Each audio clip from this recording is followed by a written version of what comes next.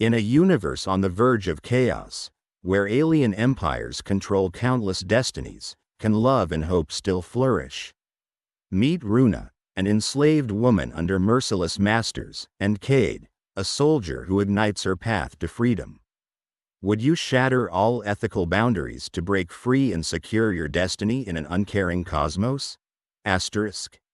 If you want to dive into real stories of parallel realities every day, in enigmatic, technological worlds that are completely different from our planet, subscribe to our channel and leave your like.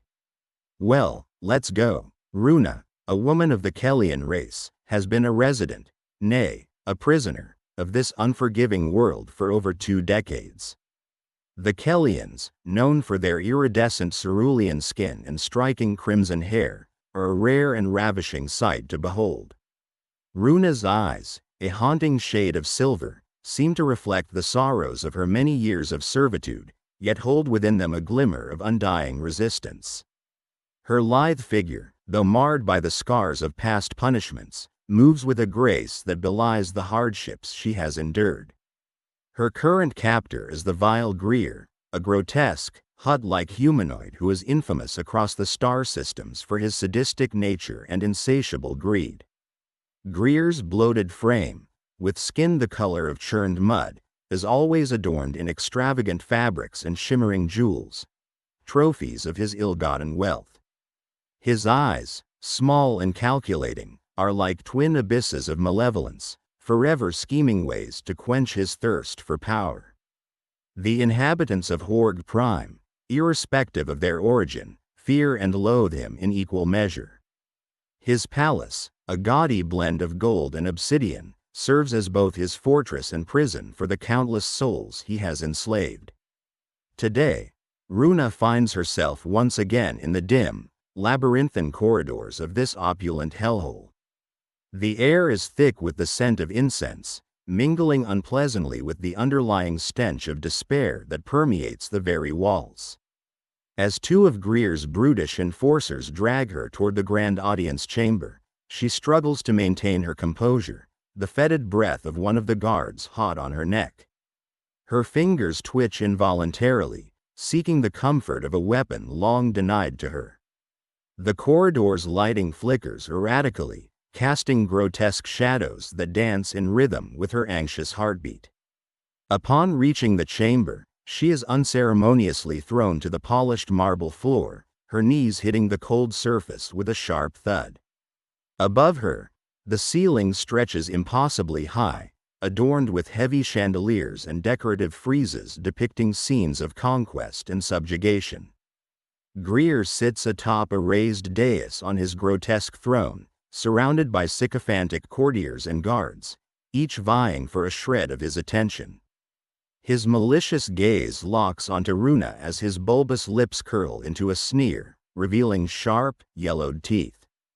The chamber is rife with an eerie, oppressive silence as all eyes turn to Runa. She can feel the weight of their collective gaze pressing down upon her, scrutinizing, judging.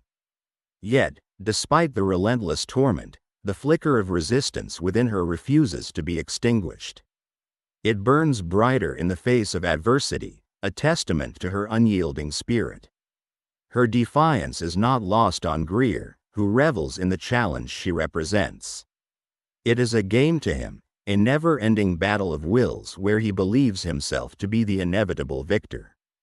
Greer's voice, thick and guttural, echoes through the chamber as he addresses his audience. "Behold, my prized possession," he proclaims, his voice dripping with self-satisfaction. "A rare beauty from the forsaken planet of Kellian. Witness her spirit, unbroken despite years of hardship. It is this fire that fuels my empire. It is this fire that sustains my reign." The assembled courtiers, a collection of opportunistic merchants, warriors, and dignitaries from various worlds, murmur amongst themselves. Some regard Runa with pity, others with disdain. But none dare to voice their thoughts openly. Greer's cruelty is renowned, and none wish to incur his wrath. Runa's mind races, a cacophony of thoughts and emotions threatening to overwhelm her. She recalls her childhood on Kellian, a planet known for its lush landscapes and vibrant flora. The memories of her family, her people, and the tranquil life she once led now seem like a distant dream, almost a lifetime ago. Her abduction, the cold sting of betrayal, and the endless years of captivity have all but erased the person she once was. Yet, somewhere deep within, the essence of Runa, the free Kellian woman, still remains. In the midst of Greer's monologue, a plan begins to take shape in her mind. The corridors of the palace are a maze, but she has traversed them countless times, each step etched into her memory. The guards, though brutish and cruel, are predictable in their routines. If she can bide her time, wait for the right moment, perhaps she can slip away unnoticed.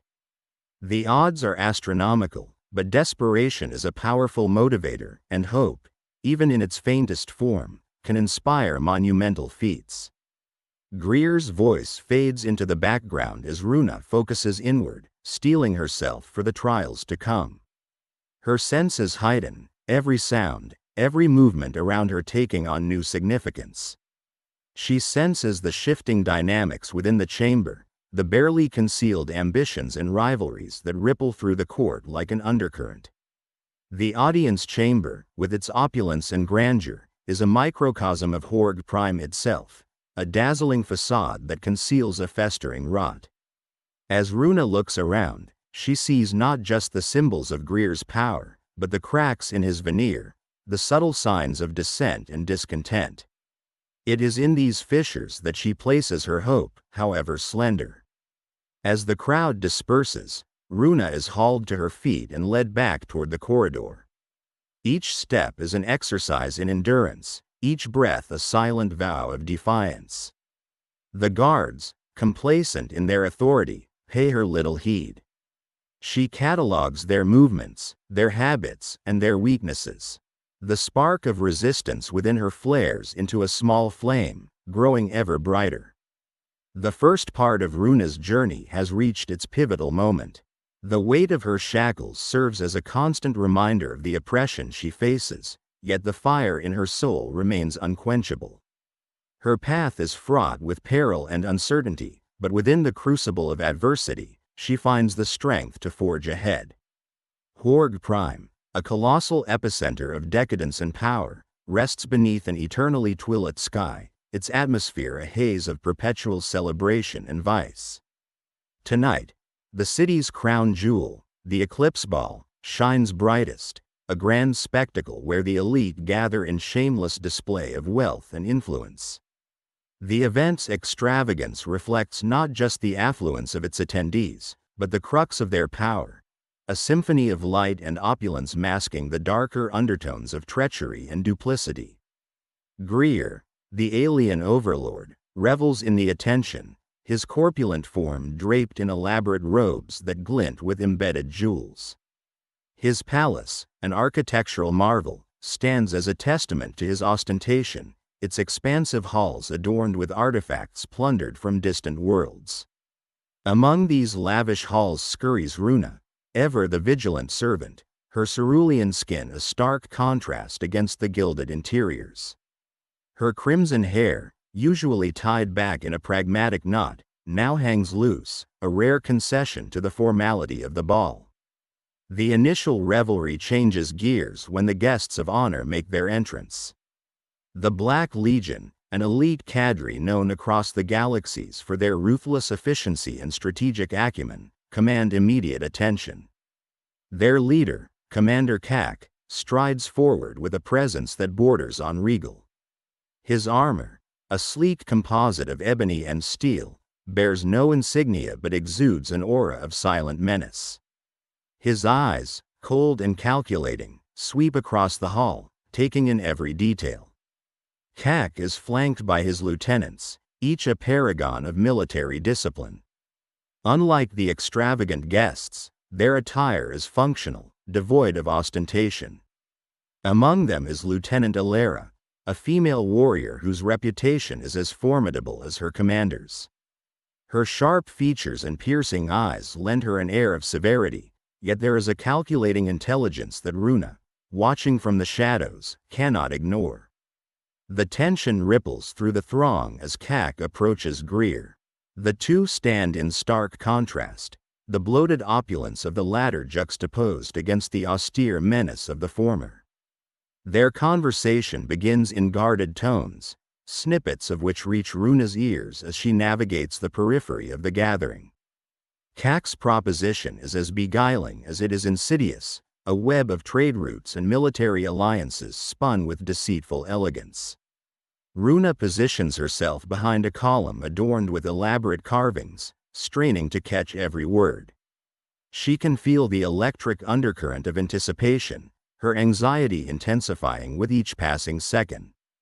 The multitude of alien dignitaries present, each representing a power block or faction in this multifaceted galactic hierarchy, are wholly unaware of the pervasive threat looming amidst their festive distractions.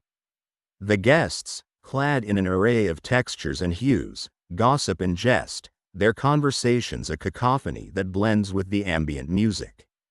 But Runa remains focused, her perceptive mind piecing together the treacherous intentions masked by the Black Legion's polished facade. The tension is palpable, a sixth sense honed through years of subjugation. Cade's words, though civil, carry a razor's edge. A coalition of our forces could reshape the very fabric of intergalactic politics, he intones, his voice measured. Imagine the potential, the unified command under a leader of impeccable strategic insight. Greer, ever the megalomaniac, swells with self-importance. Yet even he cannot mask the flicker of unease that crosses his face. And what would you require in return for such an esteemed partnership? Cade's response is as predatory as his gaze. Revisions in jurisdiction over the outlying systems, realignment of military outposts, and his eyes flick to Runa momentarily, an action almost imperceptible, but enough to chill her blood, a mutual exchange of assets to ensure continued loyalty and cooperation. Runa's heart races, her intuitive fears confirmed. The Black Legion's intention isn't merely an alliance, it is a calculated move toward dominance. The deceptive veneer of their proposal conceals a stratagem poised to unbalance the interstellar equilibrium, positioning them at the axis of a new order. The Grand Hall suddenly feels smaller, the opulence now a backdrop to unfolding menace. Runa's gaze remains locked on Cade and Greer, while the Legionnaires, standing like silent sentinels, add to the oppressive atmosphere. The guests remain blissfully unaware, caught in their superficial revelries. Minutes stretch into an agonizing eternity as the two powerhouses negotiate their implicit terms. The vibrant ball continues unabated around them, yet there is an undercurrent of anticipation, like a storm waiting to break. Runa, hidden from view, internalizes the impending peril. She knows that the Black Legion's designs will surpass mere political maneuvering. They would seek to restructure the societal norms, subjugating countless systems in their wake. In this cavernous ballroom, under the glow of chandeliers casting an almost otherworldly light, the conversation between Cade and Greer becomes even more pointed. Runa strains to hear, tuning out the ecstatic laughter and clinking glassware around her.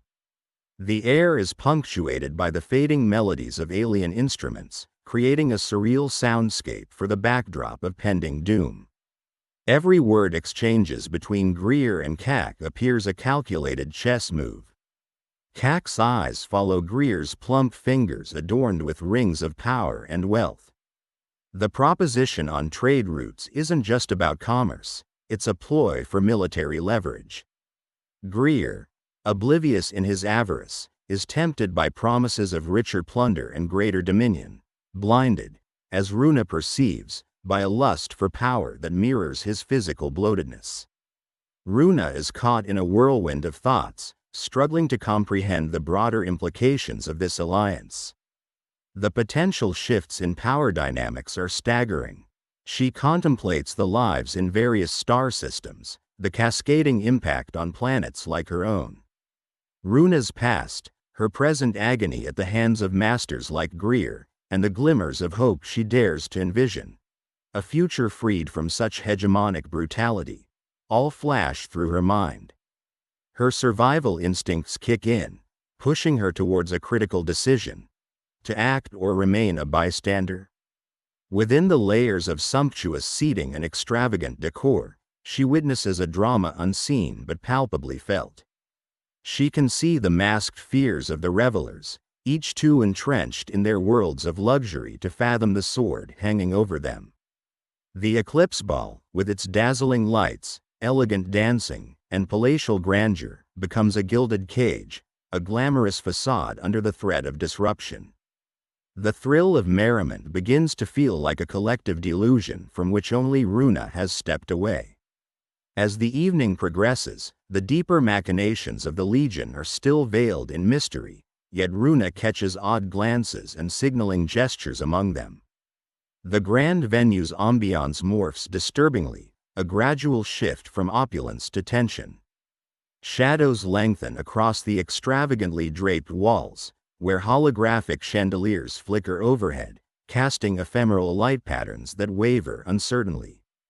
Alien dignitaries, some with scales, others with wings or tendrils, murmur anxiously, their festivity-laden conversations turning into hushed, suspicious whispers as they observe the increasingly erratic movements of the Black Legion.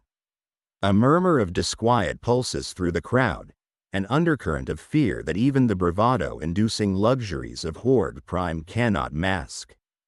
Greer, the grotesquely rotund master of this den of iniquity, remains the fully unaware or perhaps willfully ignorant of the impending storm. Leaning back on his monstrous throne, his blob-like form sinks deeper into the cushions, a bulbous hand gripping a goblet overflowing with a viscous ruby liquid. The color seems to distort, the red deepening to a sinister hue that parallels the rising tension.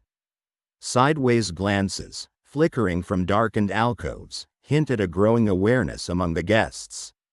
The Black Legion, an elite faction of warrior soldiers, radiates with a sense of barely contained violence, their exoskeleton armor gleaming like predatory beetles in dim light. Each member steps in unison with a disciplined precision that makes even the most hardened criminals of the galaxy hesitant and wary. Commander Kak, leading this formidable brigade, stands apart. His presence is an anomaly, an eerie blend of mechanical efficiency and a ruthless charisma that commands absolute loyalty from his men. His helmet, fitted with a darkened visor that hinders any attempt to gaze into his eyes, adds an aura of detachment that speaks of unspeakable experiences and absolute authority. Kak deliberates for a moment, then signals with a simple hand gesture. The Black Legion disperses subtly into strategic positions, almost unnoticed by the distracted guests. The commander, proceeding through the elegant throngs with an effortlessly commanding stride, aims for the dais where Greer surveys his court. The hut-like alien smirks, a grotesque twist of his amphibious lips, as Kak approaches. Dialogues are exchanged in a language that curls and twists with hidden meanings, a series of sibilant whispers meant to retain an illusion of civility while deals are struck and loyalties are traded. The purpose of the Legion's presence is shrouded in ambiguity, a veil of secrecy that holds sinister promises. Runa, standing to the side, her cerulean skin now glistening with a thin sheen of anxiety-induced sweat, strains to catch every word. The enslaved Kellian, sharply observant despite years of subjugation, deciphers snippets of their conversation. Her bright crimson hair, a stark reminder of her distinctiveness amidst the sea of opulence and depravity, trembles ever so slightly as she inches closer, her ears pricking up at the mention of military alliances and trade routes. Her heart skips a beat, hammering frantically against her ribcage as if trying to escape the dread coursing through her veins. She knows intuitively that the overtures of friendship Kak extends are a guise, cloaking intentions far darker. Each exchange between the commander and Greer appears as a chess match from which only one will emerge victoriously unscathed. Then, in a flash of motion that defies the opulence of the setting, as if an undercurrent of stark reality imposed itself upon the willing suspension of disbelief, the Black Legion springs into action. Military precision takes over, with cold efficiency piercing through the final vestiges of the night's festivity. What was mere pomp transforms into a tactical theater of war. Kak's warriors, melded with their advanced tech, slice through Greer's brute enforcers with the ease of gods taking apart playthings. The once imposing guards fall like dominoes, sound drowned by the strategically suppressed blaster sounds and the electrifying hum of energy blades, the hum that spells silent death, ushered with an efficiency that is chillingly silent. Chaos slashes through the air, thick and turbid, its tendrils of madness wrapping around the spectators who freeze in terror, movement abandoning them in the face of the sudden, brutal shift. Panic takes root and spreads amongst the guests, each desperately clawing for escape, the glamour of their lives shattering like fragile glass against the force of raw violence. Runa, her senses heightened amidst abject fear, catches sight of a peculiar anomaly in the sea of chaos. A human soldier cutting through the mayhem, a stark contrast to the bulkier, alien presences around him. Cade Decker, a sergeant exuding a rare combination of grit and empathy, pushes towards her, his dispassionate efficiency clashing with the tenderness she sees in his eyes. Deft movements fueled by determination drive Cade, his path unwavering amidst the pandemonium. When he reaches her, the sounds of their surroundings fade into oblivion, leaving her to focus solely on the man before her. She sees not just a rescuer, but a kindred spirit bound equally by chains, if only invisible ones. With a series of swift actions, each precise and deliberate, Cade breaks her shackles. The clinking metal hitting the floor becomes a symbol of liberation, echoing promise and change. Without wasting a precious moment, he ushers her toward the nearest exist, a fleeting embodiment of hope and freedom. Outside, under the vast expanse of alien sky, the cacophony of the violent uprising is muted. For Runa, stepping through that door feels like plunging into a new existence, where breaths feel lighter despite the uncertainty that stretches before them. They run, her cerulean skin now glowing in the natural luminescence of Horg Prime's twin moons, reflecting an unprecedented blend of anxiety and exhilaration. Greer's fortress, once an indomitable symbol of his reign, is now a stark relic against the night. Commander Kak's silhouette, along with his ironclad soldiers, stands against the backdrop of the crumbling order, an eerie testament to the Empire's change of hands. The Black Legion's meticulously calculated coup leaves an indelible mark, reshaping Horde Prime's destiny in ways the Gathering could scarcely fathom. The moment of escape feels surreal to Runa. Immense euphoria courses through her veins, mingling unbridled relief with an undercurrent of disbelief. Freed from years of terror and torment, she finds herself pausing and turning to Cade. There, in the profound silence of their mutual understanding, she senses a spark igniting something far deeper and profound between them. Able to confront the havoc left in Greer's wake together, Runa and Cade stand with renewed resolve. Their unity pledges not just physical reconstruction but emotional healing, drawing strength from shared adversity. The desolation surrounding them acts as a blank canvas ready to inscribe their collective recovery. The collapse of Greer's tyrannical rule echoes like a seismic shift through the chambers of Horde Prime. Freed from the brutal chains that bound her for over 2 decades, Runa experiences an overwhelming wave of euphoria mixed with disbelief. The taste of freedom is almost surreal, a blend of liberation and an unnameable fear of the unknown. As Greer is subdued by Commander Kak and his elite team, the silence in the aftermath speaks volumes, marking the end of an era steeped in oppression. In the thick of the pandemonium, Runa's gratitude towards Sergeant Cade Decker blossoms into a fervent and profound emotion. Cade, with his determined resolve and empathetic eyes, had not only liberated her physically by breaking her shackles but had also ignited a spark of hope within her, a small light in the vast darkness of her existence. Their bond, having germinated in the crucible of chaos, quickly deepens into something much richer and more layered than mere camaraderie. The allied forces of Commander Kak move with an orchestrated precision, dismantling Greer's stronghold piece by piece. Every corner of the grandiose venue, previously a symbol of decadence and power, becomes a backdrop for a revolution of sorts.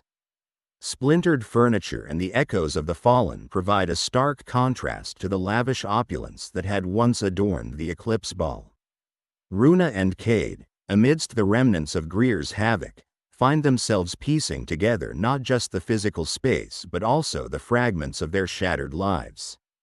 The task at hand is multifaceted, clearing the debris of a tyrant's reign while simultaneously rebuilding their own identities in the fresh air of freedom.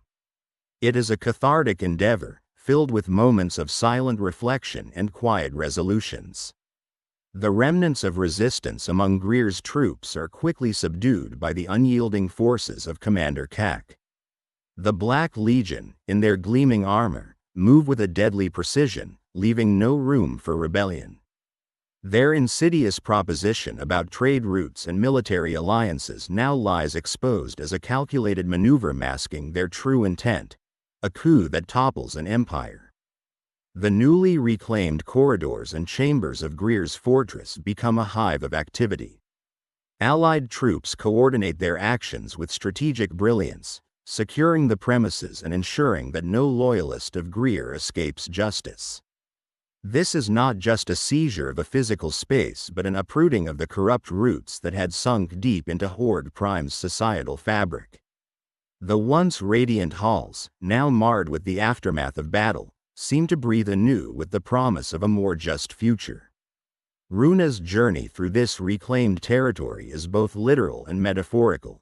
Every step she takes, from the shackled confines of her imprisonment to the liberating expanse outside, signifies the unfolding of her newfound autonomy. She is no longer defined by her captivity. She is a free entity, a person with a narrative beyond the confines of her past servitude. Cade, a soldier with a firm jawline and piercing gaze, stands by her side, his presence a bulwark against the potential resurgence of fear. His actions are deliberate and purposeful, every movement conveying his resolve and the weight of the responsibility he has taken upon himself. The bond between them is palpable, an amalgamation of shared trauma and mutual respect, evolving swiftly into a connection that transcends the immediacy of their circumstances. The strategic dismantling of Greer's power not only liberates those who were shackled within his domain but also unearths the deep scars he left on Horde Prime. Allied forces uncover hidden chambers filled with the artifacts of Greer's dark reign, implements of torture, documents revealing sordid deals, and a cache of resources that had fueled his tyranny. The scene is grim but necessary, a testament to the horrors that must be faced head-on to pave the way for a brighter future. As Runa navigates this landscape of rediscovered autonomy, she grapples with the dichotomy of her existence. The elation of freedom is interspersed with moments of profound vulnerability. The chains that bound her for so long had become a grim comfort, a constant in her life. Now, bereft of them, she faces the daunting task of rediscovering who she truly is. It is an odyssey of self-exploration, guided in part by Cade's unwavering support. The Allies continue to fortify their newly claimed stronghold, setting up a network of communication that ensures the stability of their budding governance. Runa, observing these efforts, feels a burgeoning sense of purpose. She is no longer a passive observer of her own fate. She is an active participant in the construction of an equitable society. Her innate resilience, honed through years of endurance, becomes a valuable asset in these efforts. Outside the confines of the fortress, the landscape of Horde Prime starts to reflect the monumental changes within its core. The excavated mines and barren wastelands that had been exploited under Greer's rule begin to show signs of revitalization. Small pockets of flora reclaim the land, a visual metaphor for the resurgence of life and hope. Alien species that had once cowered under the oppressive regime start to venture out, testing the waters of this newfound freedom. The relationship between Runa and Cade continues to evolve, marked by quiet conversations under the alien sky and shared moments of vulnerability. Their interactions are a blend of exploration and understanding, as they traverse the uncharted territory of their bond. Cade's background as a soldier is juxtaposed with his empathetic nature, creating a dynamic that is both strong and tender. Runa, with her resilience and newfound purpose, becomes a beacon of strength in her own right. The nights on Horde Prime are filled with the ethereal glow of alien constellations, casting an almost surreal ambiance over the nascent revolution. Under this celestial canopy, Runa and Cade find solace in each other's company, their shared experiences forging a connection that is both profound and enduring. It is a time of reflection and planning, as they envision a future unmarred by the shadows of their past. As Runa delves deeper into the intricacies of her identity and purpose, she starts to see Cade as more than a rescuer. He becomes a symbol of her journey towards autonomy, an ally, a companion, and a beacon of hope. Their connection, born in the crucible of upheaval, flourishes into something beautiful and transformative. The Allied forces, under the strategic guidance of Commander Kak, initiate the process of rebuilding. They spread out into the hinterlands of Horde Prime, establishing connections with other oppressed species and rallying them under a banner of unity and mutual support. It is a monumental task, but one that is carried out with the precision and dedication that defines their ethos. Within the reclaimed fortress, Runa takes on an active role, her insights and experiences becoming valuable contributions to the Allied efforts. Her journey from shackled servitude to empowered agency is a source of inspiration for those around her. As the vast expanse of space stretched infinitely before them, the remnants of Horde Prime slowly faded into the distance, becoming but a memory in the vastness of the cosmos. The ship Runa and Cade had commandeered was a relic of a bygone era, its once gleaming exterior now marred by the wear of countless journeys. Yet within its confines, a new story was beginning to unfold, a tale of hope, redemption, and the relentless pursuit of freedom. Runa gazed out of the viewport, her thoughts a maelstrom of emotions. The vibrant hues of her home world, Kellian, seemed like a distant dream, smudged by the brutal reality she had endured for over 2 decades. Each star that flickered in the void was a beacon of possibility, a reminder that, despite everything, she had survived. Her fingers brushed against the cool glass, tracing constellations that spoke of ancient legends and forgotten lore. Beside her, Cade was a pillar of unwavering strength. His presence was both a comfort and a challenge, pushing her to confront the shadows of her past while embracing the promise of a brighter future. Cade's determination was palpable, his eyes reflecting a universe of unspoken dreams and silent vows. Together, they navigated the myriad systems and galaxies, each step forward a testament to the resilience of the human spirit and the unyielding power of love. Their journey was punctuated by moments of both silence and revelation.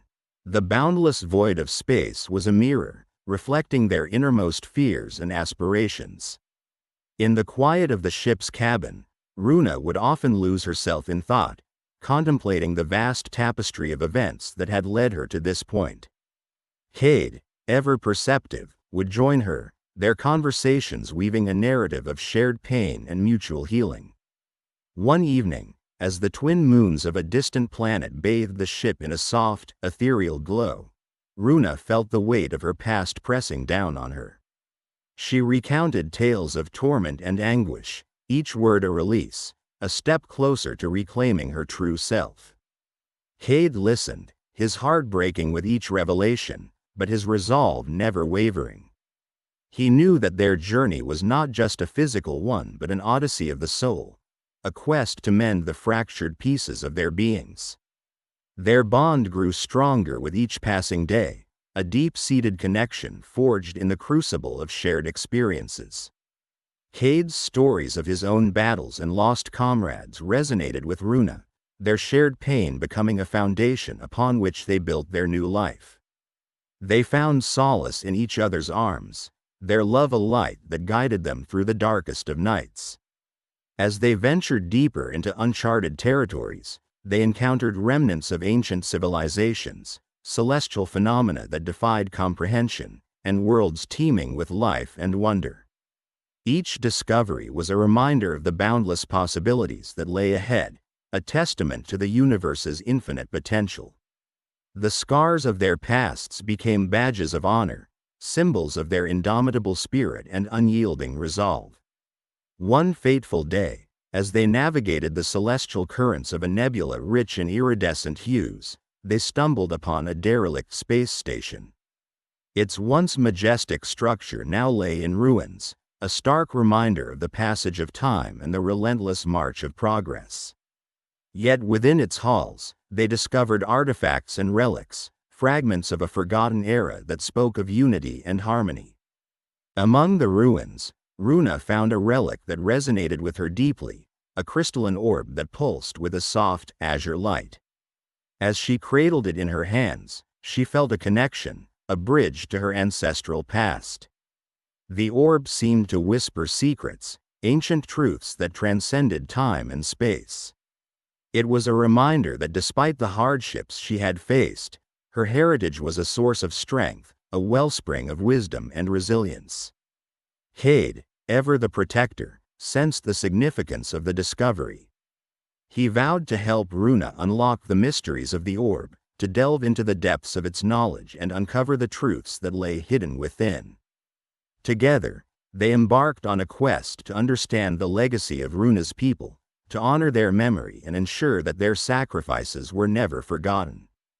The journey was fraught with challenges, but with each obstacle they overcame, their bond grew stronger. Their love was a beacon, guiding them through the trials and tribulations of their quest. They discovered ancient scripts and holographic records, each piece of the puzzle bringing them closer to the truth. The orb, which once seemed an enigma, slowly revealed its secrets, painting a picture of a civilization that valued unity and harmony above all else. As their quest drew to a close, Runa and Cade found themselves standing before a monumental structure, a testament to the grandeur of the Kellian civilization.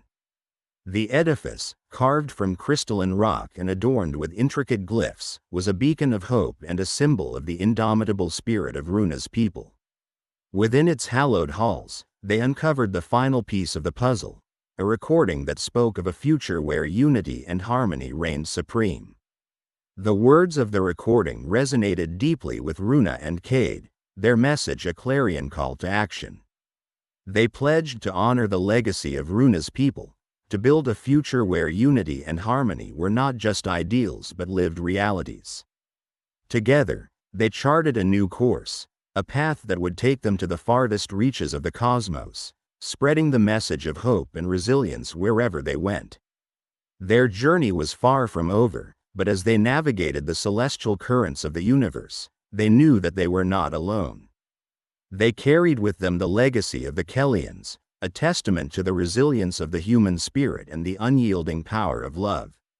Their story was a beacon, a light that would guide others through the darkest of nights, a reminder that even in the bleakest shadows, there was always a glimmer of hope. The universe stretched out before them, a canvas of infinite possibilities. Runa and Cade, bound by love and shared purpose, ventured forth, ready to face whatever challenges lay ahead. Their journey was a testament to the enduring power of the human spirit, a reminder that no matter how insurmountable the odds, hope and love would always find a way. As they sailed through the cosmos, their hearts were filled with a sense of purpose and determination. The past, with all its pain and suffering, had become a crucible in which their love and resilience had been forged. Their journey was a testament to the power of redemption and the unyielding strength of the human spirit. And so, with the universe as their guide and love as their compass, Runa and Cade embarked on a new adventure, ready to face whatever the cosmos had in store. If you liked this story based on real events, subscribe to our channel and don't forget to like it. Here you can dive into a different reality every day, where anything can happen. Comment below what kind of story you would like to hear here. Thank you very much for your attention. We are the Sci-Fi family.